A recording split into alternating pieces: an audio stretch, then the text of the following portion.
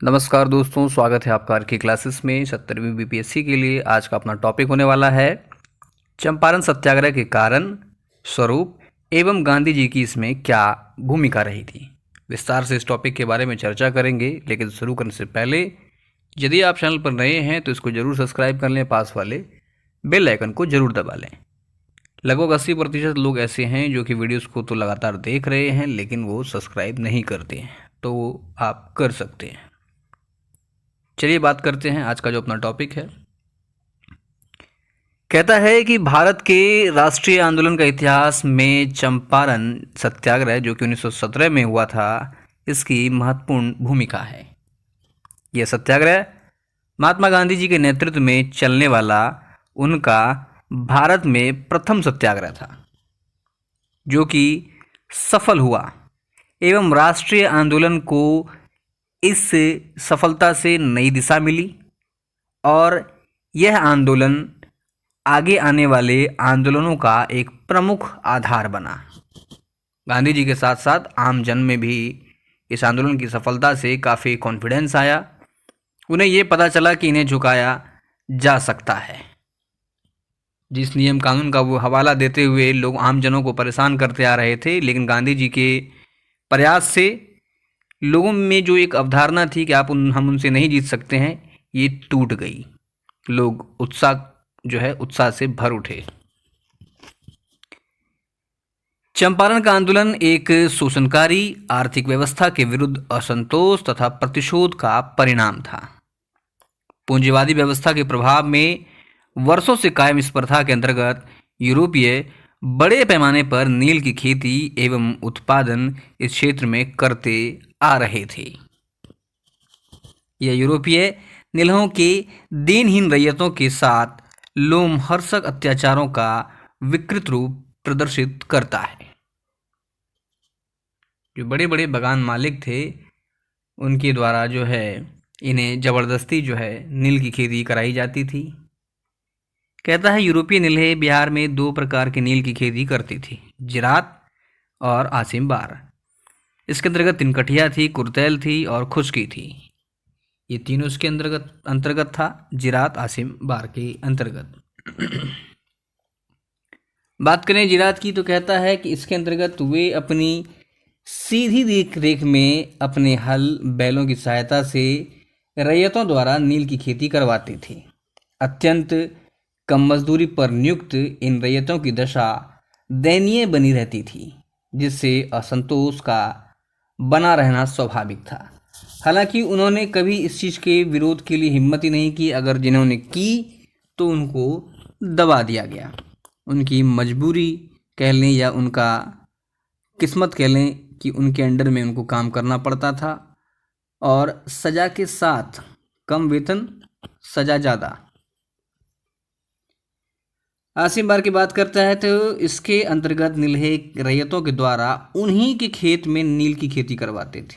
एक तो है कि सीधा अपना ज़मीन है, अपने देख रेख में आप खेती करिए, कम वेतन मिलेगा, शाम में आप जो है सुबह 6 बजे आइए, रात में 10 बजे जाइए, इस तरह का था।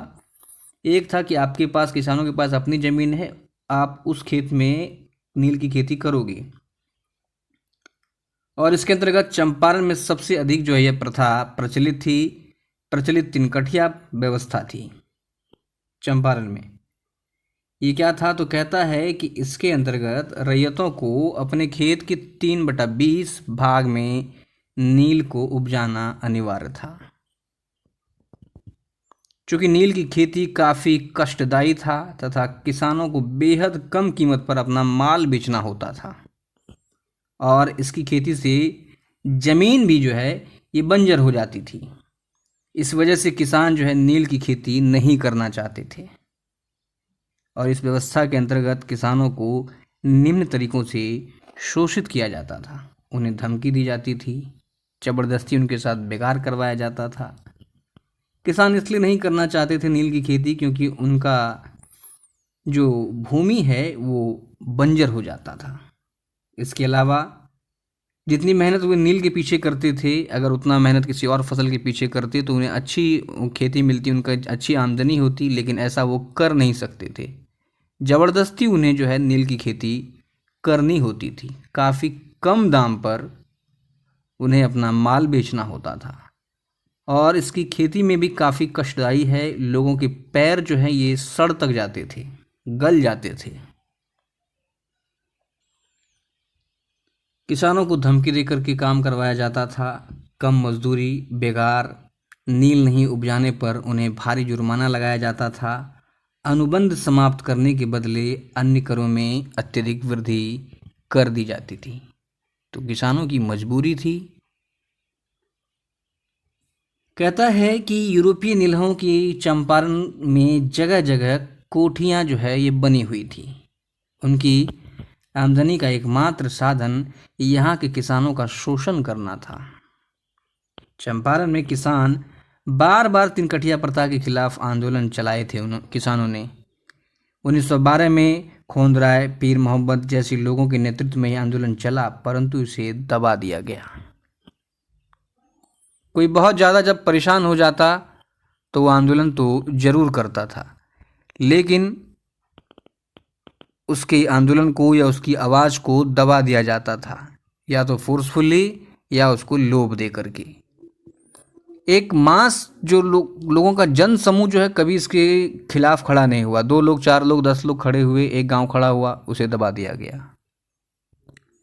कहता है 1916 कांग्रेस के लखनऊ अधिवेशन में बिहार के राजकुमार शुक्ल ने गांधी जी से मुलाकात की और इन्होंने मुलाकात करके चंपारण के किसानों की समस्या से गांधी जी को अवगत कराया। उन्होंने बताया कि चंपारण में किस प्रकार से जो है किसानों के साथ जो है उनके स्वास्थ्य पर क्या प्रभाव पड़ रहा है, उनकी ज़मीन पर क्या प्रभाव पड़ रहा है, उनकी मेहनत से उन्हें क्या आमदनी हो रही है, किस कष्ट से वो जी रहे हैं। सभी प्रकार की बातें गांधी जी को राजकुमार शुक्ल ने बताई तथा चंपारण आकर के समस्या सुलझाने का आग्रह किया। राजकुमार शुक्ल ने उन्हीं के आग्रह पर अप्रैल 1970 में गांधी जी चंपारण सत्याग्रह हेतु सर्वप्रथम पटना पहुंचे तथा फिर पटना से वे मुजफ्फरपुर पहुंचे। उन्होंने तिरहुत प्रमंडल के कमिश्नर से मिलकर सरकारी पक्ष को जानना चाहा कि समस्या एक्चुअल में है क्या, लेकिन कमिश्नर को लगा कि यह जो अभी तक वो जिन लोगों को आम जन समझता था, जैसे उनको दबाया मतलब जाते रहा है, तो उसने गांधी जी को डांटा, धमकाया और तुरंत जिला छोड़ने का आदेश दिया। गांधी जी ने आदेश की अवहेलना करते हुए राजेंद्र प्रसाद, ब्रजकिशोर सिंह आदि के साथ ये चंपारण पहुंच गए। चंपारण पहुंचने पर उन पर धारा 144 लगा दिया गया। उन्होंने सभी आरोप स्वीकार कर लिए। गांधी जी ने ब्रिटिश प्रशासन से मुलाकात की और उन्हें तिनकठिया समाप्त करने के लिए कहा, लेकिन गांधी जी के मांग पर कोई विशेष ध्यान नहीं दिया गया। बेबस होकर गांधी जी ने चंपारण के बिथरवा गांव से अपनी सत्याग्रह की शुरुआत कर दी। क्योंकि गांधी जी ने पहले अंग्रेजों को एक मौका दिया था कि वे इस तिनकठिया पद्धति को समाप्त करें, लेकिन अंग्रेजों के द्वारा कोई विशेष ध्यान ना दिए जाने पर इन्होंने सत्याग्रह की शुरुआत कर दी। और सत्याग्रह इतना व्यापक था, आम जनों को लगा कि उनके लिए जो है कोई आवाज़ उठाने वाला आया है। वो वर्षों से त्रस्त थे और उन्हें इस चीज़ का पता था कि अब नहीं तो फिर कभी नहीं। लोग जो है भरपूर लोगों का इसको समर्थन मिला। इस समर्थन को देखते हुए ब्रिटिश सरकार की जो है ये हालत ख़राब हुई और ब्रिटिश सरकार ने चंपारण एग्रीगेरियन समिति का गठन किया, जिसके अध्यक्ष F. जिसलाई तथा सदस्य गांधी जी भी बने थे। चंपारण एग्रीगेरियन की रिपोर्ट के आधार पर चंपारण एग्रीगेरियन एक्ट 1917 बना। इस एक्ट के माध्यम से तिनकठिया प्रथा को समाप्त कर दिया गया तथा यूरोपीय जमींदारों को यह आदेश दिया गया कि उन्होंने जो किसानों से जो रकम ली है उसमें से 25% जो है ये वापस कर दिया जाए। एक तरह से यूँ समझे कि हर्जाने के तौर पर। इस प्रकार गांधी जी के प्रयास, हिम्मत और लोगों के समर्थन से यह आंदोलन जो है ये सफल रहा। निष्कर्षतः कहा जा सकता है कि चंपारण सत्याग्रह राष्ट्रीय आंदोलन में एक परिवर्तन बिंदु साबित हुआ है। इस सत्याग्रह की सफलता ने ब्रिटिश हुकूमत को भारतीयों की ताकत से भी परिचय करा दिया। साथ ही आंदोलनकारियों को भी आत्मबल मिला कि उचित साधन से तथा पूरी निष्ठा और विश्वास के साथ यदि प्रयास किया जाए तो ब्रिटिश हुकूमत भारत की सत्ता भारतीयों के हाथ में सौंपने के लिए विवश होगी। ये था आज का अपना टॉपिक। उम्मीद है वीडियो आपको अच्छा लगा होगा। वीडियो अच्छा लगा तो लाइक और शेयर जरूर करें। मिलते हैं अगले लेक्चर में, तब तक के लिए जय हिंद।